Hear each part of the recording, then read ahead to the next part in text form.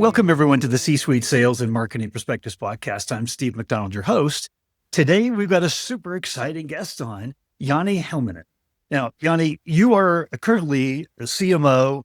You're in Finland based, and there's a lot of interesting aspects that we're going to talk about today that are true in the Nordic companies, true worldwide, but are even accentuated in the Nordic countries. And so we're going to talk about how we deal with this CMO balancing act that we have all the time, whether it's alignment, whether it's our perceptions as a cost center, whether it's how we're building the brand versus how we're driving deep pipeline penetration. We always seem to be in a balancing act, right? And so how do we orchestrate growth within that? And you've got an interesting position because your company you have both a B2B and a B2C side. And today the lines are blending and merging in terms of expectations on the B2B buyer that are driven on the B2C side.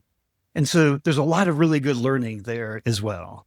But what I would love to do is I'd love to maybe just turn over to you for just a minute or two and ask you about your background and maybe expand on it a little bit more, and then we'll dig right in. Yeah, sounds good. So my name is Joni. I am currently the CMO at a company called Barona. So Barona is kind of the biggest staffing and recruitment company in Finland, aiming to become the foremost working life company in the Nordics. About 30,000 recruitments a year, top 10 biggest employers in Finland, growing in Sweden and Norway. So, we do solutions related to work, like expert recruitments, blue collar outsourcing, but also learning solutions and well-being services, including the public sector. Our purpose is to build kind of sustainable working life, and working life is a combination of work, learning, and well-being of people, and it needs to be built sustainably. And we want to own that space, not just to be known for kind of recruitment and staffing that we are currently. So my personal intro is that, I'm currently the CMO. Let's go a little bit back. So when I got my master's in marketing in 2016, I actually ended up as a trainee in a media agency at Omnicom Media Group, actually, and it ended up being kind of like a really good spring and growth ground.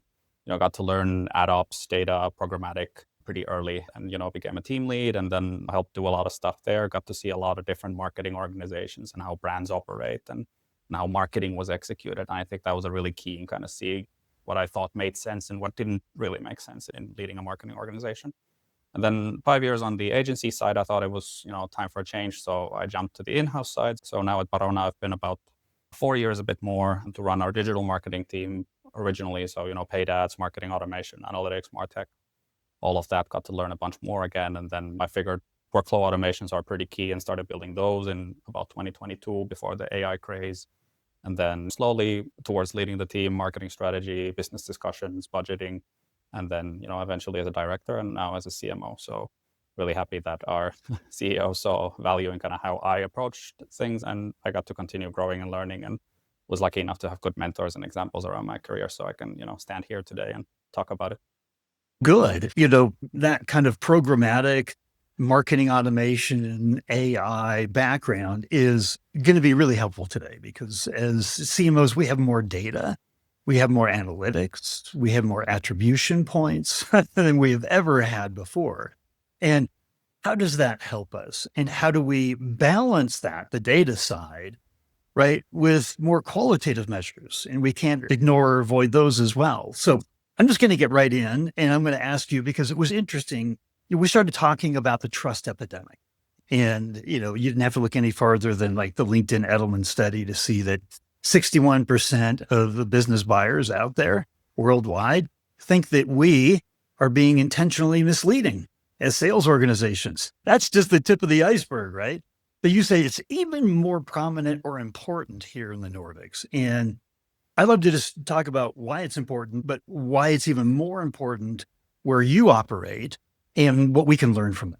Yeah, so for sure. So like the Finlands and maybe the Nordics as a whole are kind of a market where the trust angle is a little different. So I would even venture to say that our markets are kind of entirely based on trust, especially on the B2B side. Obviously the 4Ps and especially price have an effect, but you can't really understate the importance of kind of trust, sales, and account management that have like very personal relationships to make sure that needs are met, but also that we have the right solution for them, for the customer.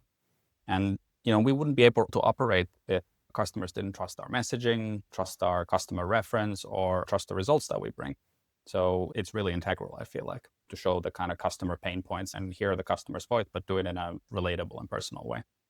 So it's interesting because building that trust, B2B relationships worldwide, every C-suite executive I've ever talked to absolutely believes that the B2B world works on relationships. It's a relationship-based business, which means it has to be founded in trust, right? But we've got this big trend where the B2B buyers are on the self-service journey and they're waiting longer and longer to want to even talk to us. So trust is under attack. They're doing that not because they trust us more, they're doing that because they trust us less.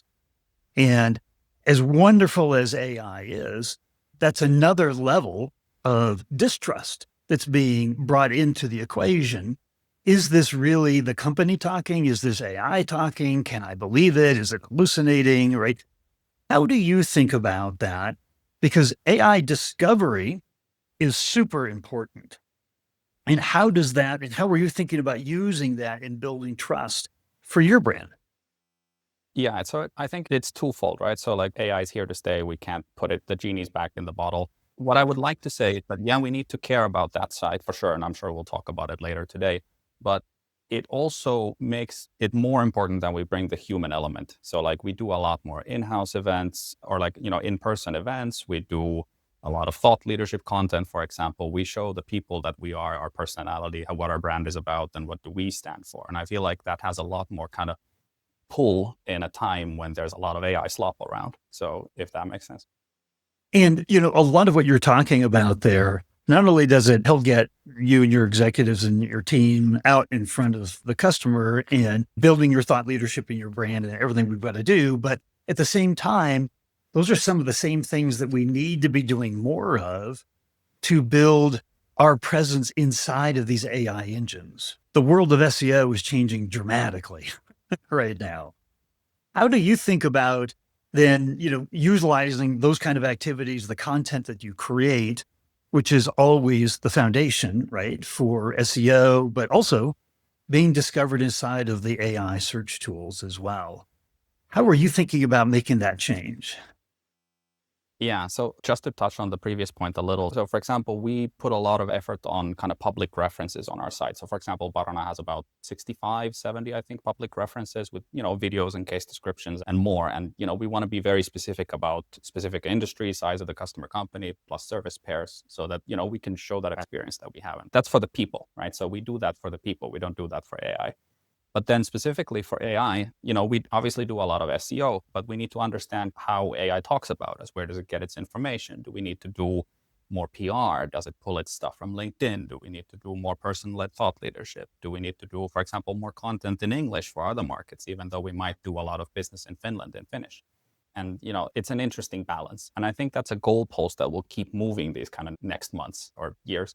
Right now, I'd say the initial data says that there's a lot of PR, there's a lot of organic earned, there's a lot of LinkedIn, and very little kind of the classic website authority where, like, with Google, it used to be or is, and how LLMs decide to pull their info. Depending, of course, what you're querying, like, are you looking for learning services near me, or are you looking for best staffing service in Finland for construction companies? But who knows, in 6 to 12 months, I think it's really interesting, but also kind of dizzying to try to keep up with this. You talked about a change in your creative messaging. You called it creative courage. And I wanted to hear a little bit more about what that is and why. Not only just from more of a standpoint of standing out more, right, and being noticed and provocative, but there's a strategy behind this as well. Yeah. So yeah, it's a term I like to use. So creative courage. So what does it mean? Let's define it first. So it essentially means that, what type of messaging can we craft that really makes customers kind of stop scrolling and think? So how do we make it? And then how do we make it with enough courage that it'll stand out and leave a memory?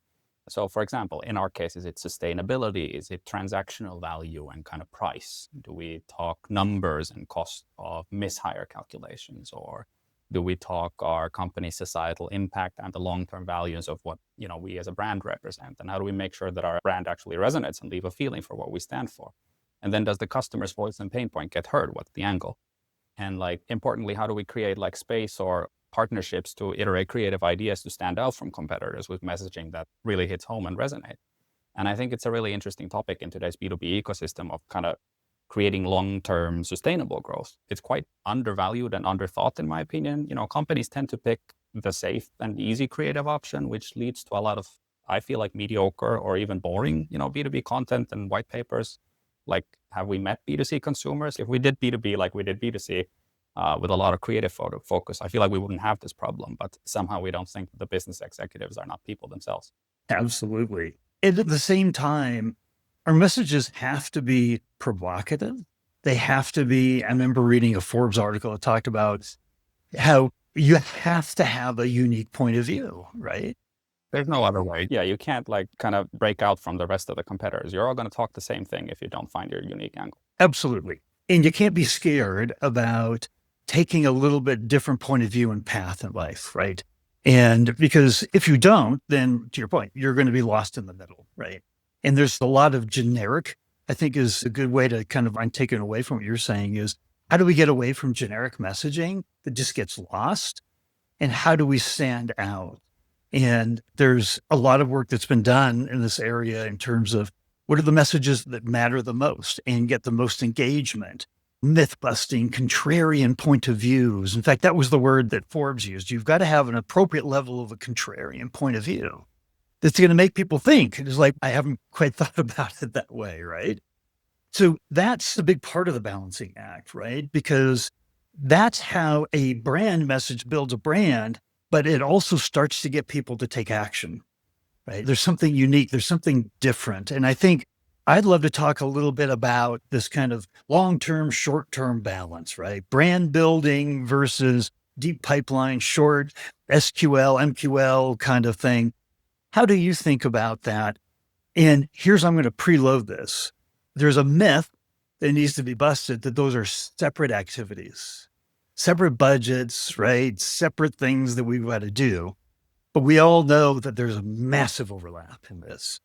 And so I just love to get your point of view on it. Yeah, so I think it's an interesting, point of view. So, for example, in our case, we have to develop and build a brand, the big picture of what we are. And then the B2B challenge is kind of how do we communicate that in a way that resonates with buyers. And then we also have in our business B2C marketing. So our business doesn't work if people don't think we're a solid and preferred employer. So there's the kind of employer branding angle, both for us as well as our customers.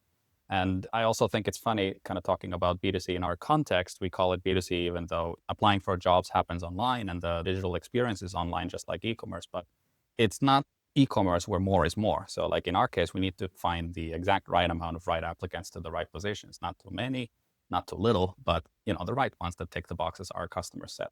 So it's a balancing act for sure. And then depending on the job market, in our case, the balance switches. So right now we've got to support sales a lot more, but go a few years back and the job market was a lot more open in Finland and Nordics. We were desperate to get great job candidates. So from a team building perspective, we need to build the right processes and competences in our marketing team that can, match this balance when required.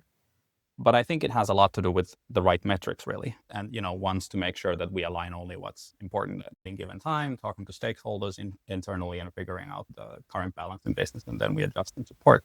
But I think what you touched on is also important, that there are a lot of programs and kind of a lot of marketing that can hit both. So you can do, you can build brand and still affect pipeline, I feel like. And that's the kind of goal that you need to find. But it's not easy for sure.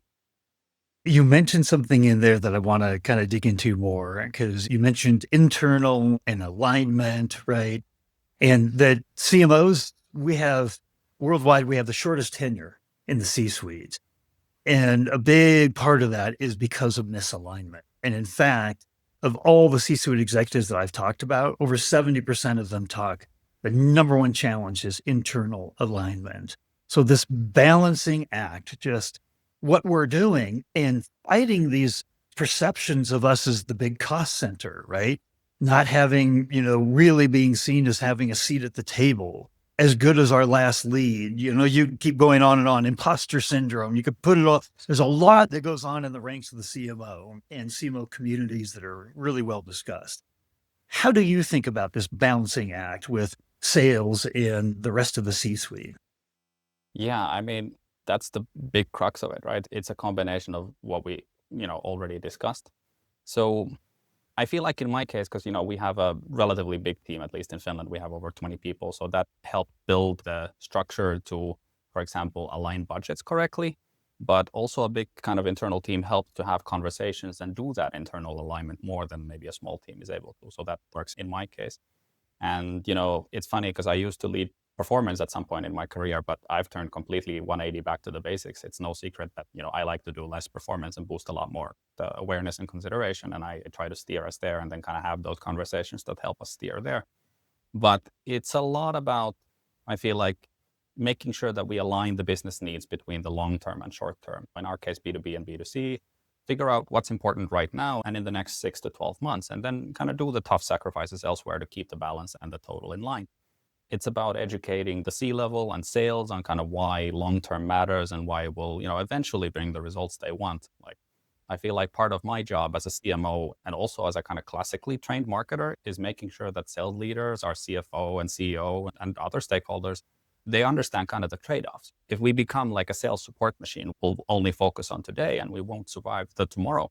So, the cascading effects would lead to ruin and death by 1,000 cuts from competitors eventually. But yeah, I think it's an interesting balance that I think everyone kind of deals with differently, and it depends on the company and the stakeholders that you got to deal with. And have you found kind of from an automation, a rev ops? I mean, we all love numbers. Like in the board, they love to see numbers and dashboards and KPIs, So how do we reflect this in the KPIs, the dashboards that we track inside of our companies? Yeah, I mean, so I guess I'll start with this, that it's also funny as a marketer is that you spend all this time learning how to talk marketing and talk to marketers and then, get them on board to lead a marketing function and become an expert. And then at some point you realize that it's actually about the business and how you communicate value in a language the C-suite and sales understands. So, for instance, marketing loves to talk about leads and volume and quality of marketing qualified leads. And, that's great. But if those leads don't turn into meetings, that turn into opportunities, that turn into closed won, the C-level kind of, they won't give you that seat at the table. They won't respect you or the discipline of marketing. And vice versa, if you can't put a monetary value and formula for how long-term brand investments will enable shorter sales cycles or lessen SDR costs or give higher opportunity values, and how that ties into revenues and earnings. And if you can't do this in a language, that the finance team understands, you won't get through. But marketers have a lot of metrics and we like to use a lot of them. Many of them I feel like are vanity and a means to an end and something we think matters, but we need to know our audience. So for example, when I was on the agency side, I felt like it was even more difficult on the agency side because you often didn't have access to drill down to the business and dissect where the pipeline, where the leaks were happening. So now that I'm on the in-house side and I get to have that 360 vision, it's more about having the metrics in place. And then I have to make sure I really use to create metrics that drive that internal alignment.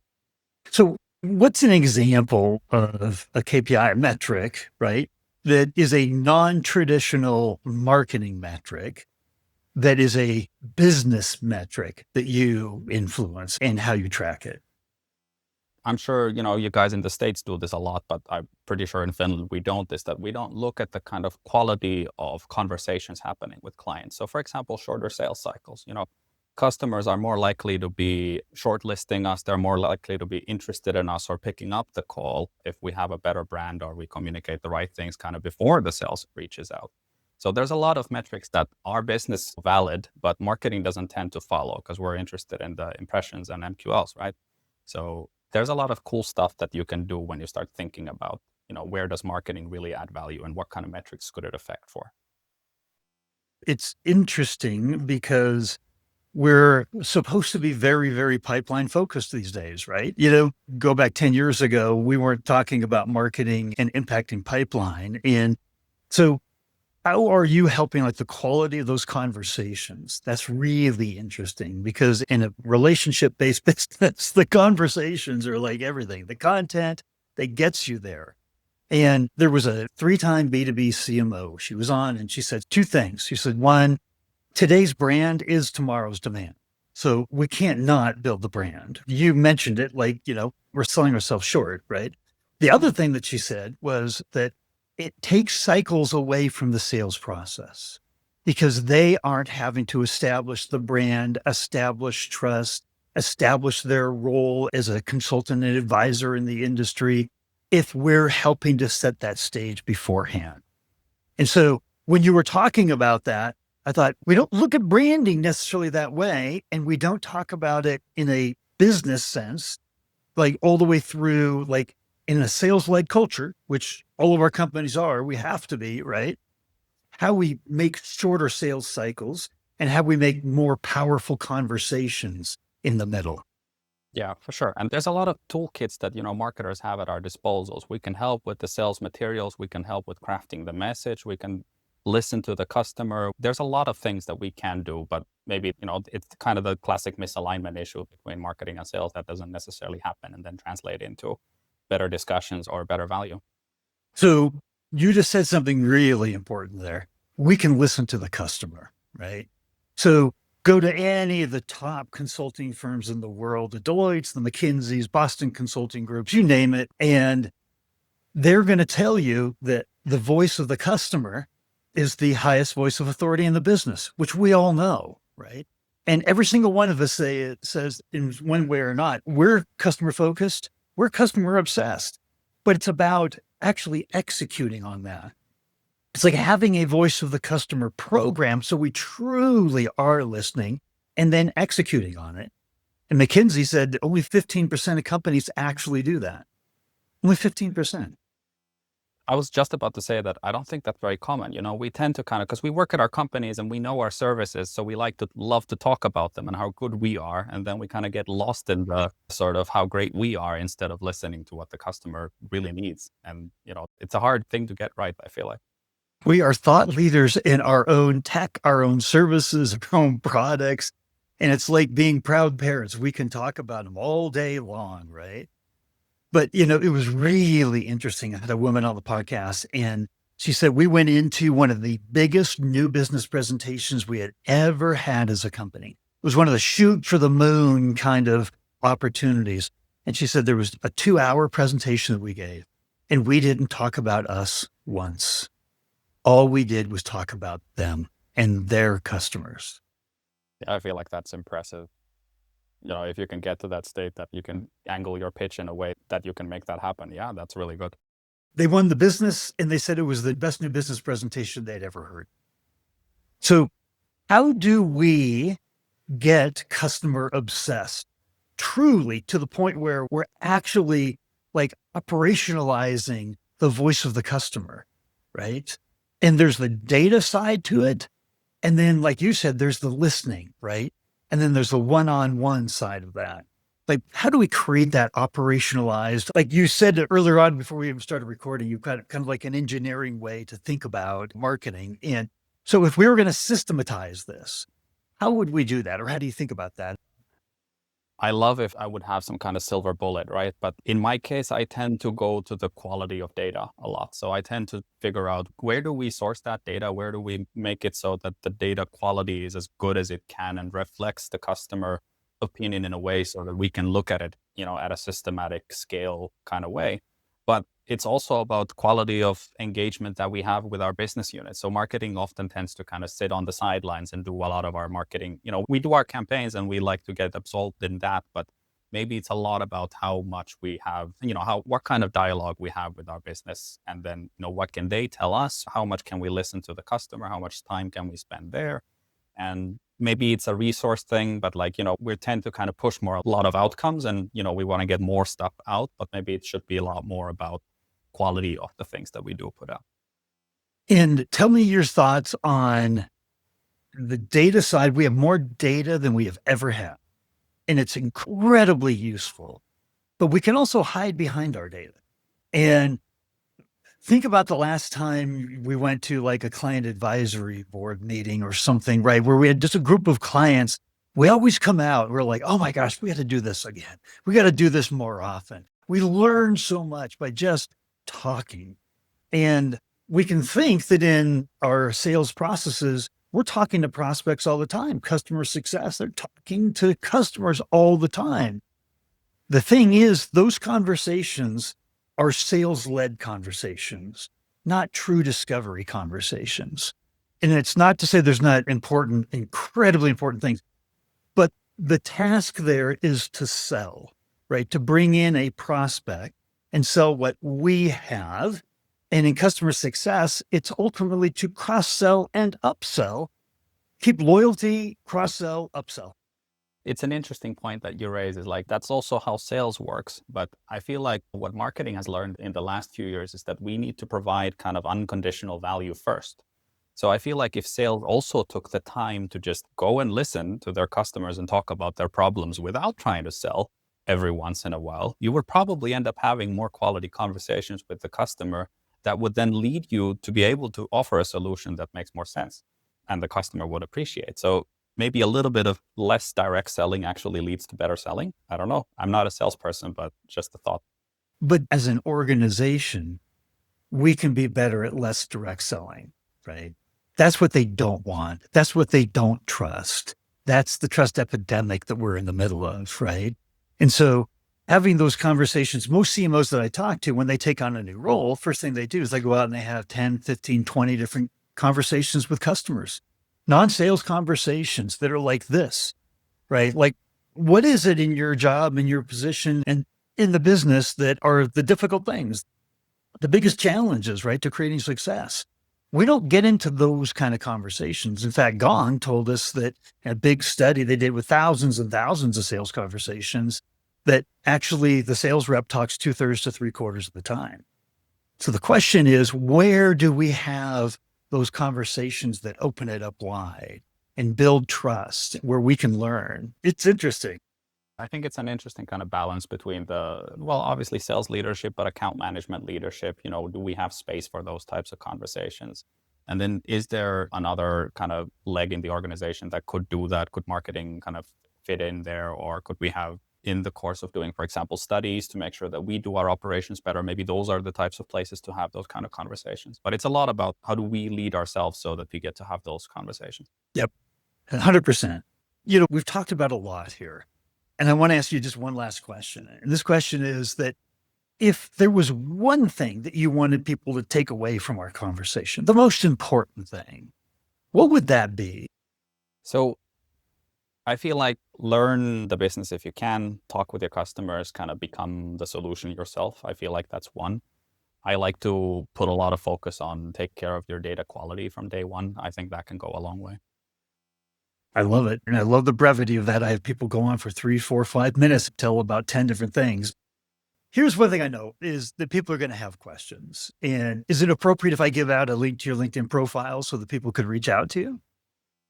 For sure, feel free to. I'm always happy to have interesting discussions with different kinds of people from different kinds of backgrounds. You end up learning a lot that way. Absolutely. Absolutely. Well, thank you.